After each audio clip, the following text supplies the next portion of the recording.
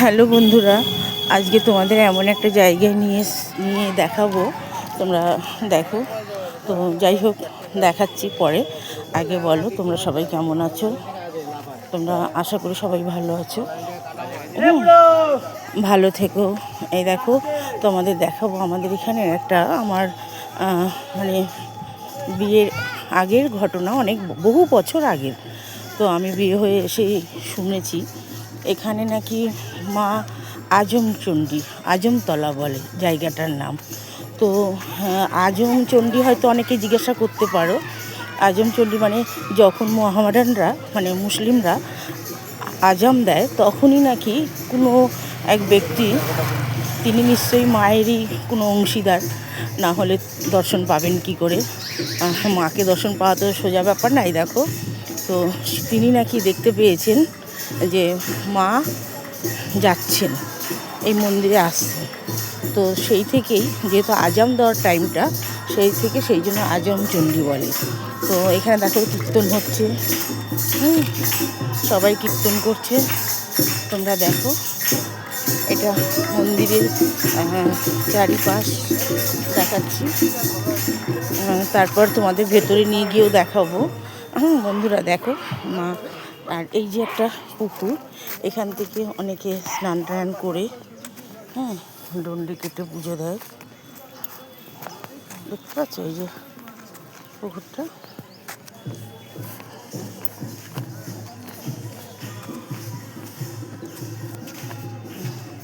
এখানে এটা একটা পুকুর, এখান থেকে এখানে স্নান করে মাকে সবাই ডন্ডি কেটে পুজো দেয়।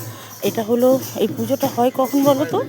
এটা হয় তোমার পয়লা অঘ্রাণে এইখানের পুজোটা হয়। পয়লা অঘ্রাণে এখানে সবাই পুজো করে, প্রচুর ভিড় হয়, আর প্রচুর মানুষকে ভোগ খাওয়ানো হয়, কয়েক লক্ষ মানুষকে এখানে ভোগ খাওয়ানো হয়। ভীষণ জাগ্রত, যার যেটা মনস্কামনা সেটা পূর্ণ হয়, পূর্ণ হলে তারা সেখানে মানে সব কিছু দিয়ে যায় মায়ের নামে। আর তুমি ভাবতে পারবে না, মানে ভীষণ জাগ্রত এখানে, সবাই বলে খুব জাগ্রত ঠাকুর। এটা এখানে দিয়ে মেলা বসে, পুজোর সময় পুরো ফাঁকা জায়গাটা দেখতে পাচ্ছ। এখন ওই সবাই যারা ব্যবসাদার তারা ইট বালি সব রেখে দিয়েছে, আর এই ফাঁকা জায়গায় যে গাড়ি ফাড়ি রেখে দিয়েছে, এই ফাঁকা জায়গাটা পুরো মেলা বসে। তোমাদের দেখাই, এবার মন্দিরের ভেতরে নিয়ে গিয়ে দেখাবো। তারা মন্দিরের ভেতরে যাব, মাকে দেখাবো।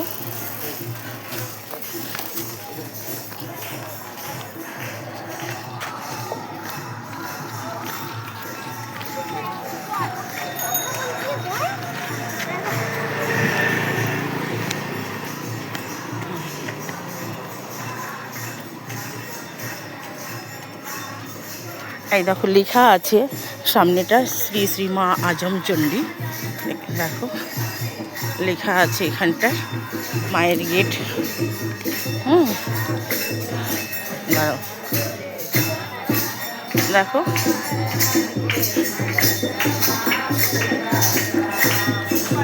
কীর্তন করছে।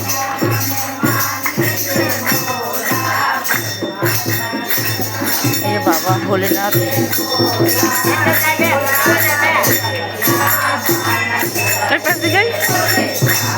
সবাই কীর্তন করছে।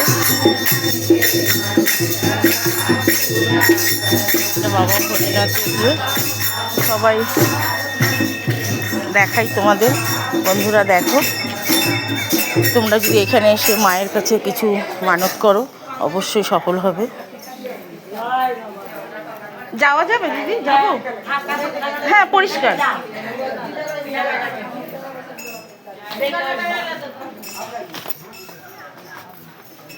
এই যে মা, এখানে ঢিল বাঁধে, প্রচুর লোকজন হয়, এখানে পুজো দেয় প্রচুর লোকজন। এই যে মায়ের এই বটগাছ, এখানেই মা থাকেন। বন্ধুরা এসো, মাকে দর্শন করে যেও, দেখবে পয়লা অঘ্রাণে হয়, 7 দিন থাকে। তোমরা 7 দিনের মধ্যে যে কোনো দিন আসতে পারো। ভোর মানে 3টের থেকে স্টার্ট হয় পুজো, ভোর 3টের থেকে। তোমরা যে কোনো সময়, 7 দিন তো থাকে, যে কোনো সময় আসতে পারে। দেখো কত লোক ঢিল বেঁধে দিয়ে গেছে, তোমরা দেখেছো? সবাই মানসিক করে সবাই ঢিল বেঁধে দিয়ে গেছে। আমি আর ভেতরে ঢুকলাম না, যেহেতু খেয়েছি, জামা কাপড় পরিষ্কার, কিন্তু খাওয়া তো, তার জন্য আর ভেতরে যাচ্ছি না। দেখেছো কি সুন্দর, খুব জাগ্রত, খুব জাগ্রত। গল্প শুনেছি যে এখানে নাকি যাদের মেয়েদের বিয়ে শাদী হচ্ছে বা বিয়ে শাদী গরিব মানুষ, তারা কিছু কিনতে পারছে না, মার কাছে নাকি চাইলে মা নাকি দিত, পুকুরে ভেসে উঠতে। যে পুকুরটা, এরকমই গল্প শুনেছি, এই পুকুরে নাকি ভেসে উঠতো বহু বছর আগে। এখন আর সেটা শুনি না, আগে নাকি এরকম হতো। কোনো গরিবের মেয়ের বিয়ে শাদির সময় মায়ের কাছে চাইলে সে বিয়ে দিতে পারছে না, তখন এই মায়ের কাছে বলে যেত, পরের দিন সেই সময় এসে চাইতো, পুকুরে সব ভেসে উঠতো। এই যে জানলা দিয়ে দেখো মায়ের বন্ধুরা,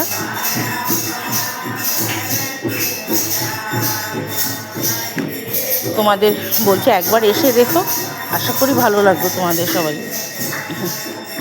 মায়ের মন্দিরের পেছন সাইড, এখানে দেখো বাবা ভোলেনাথ বসা রয়েছে।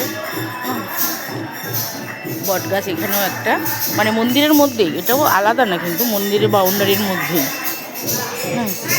ঠিক আছে বন্ধুরা, তোমাদের দেখালাম। তোমরা সকলে ভালো থেকো।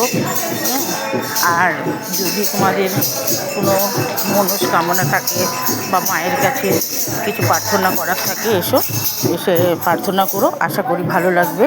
প্রার্থনা করে দেখো, মায়ের কাছে ঠিক সফল হবে।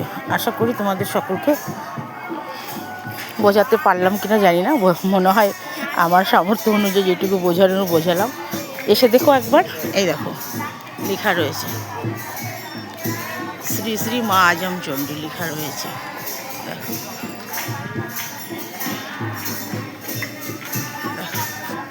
ঠিক আছে বন্ধুরা, ভালো থেকো।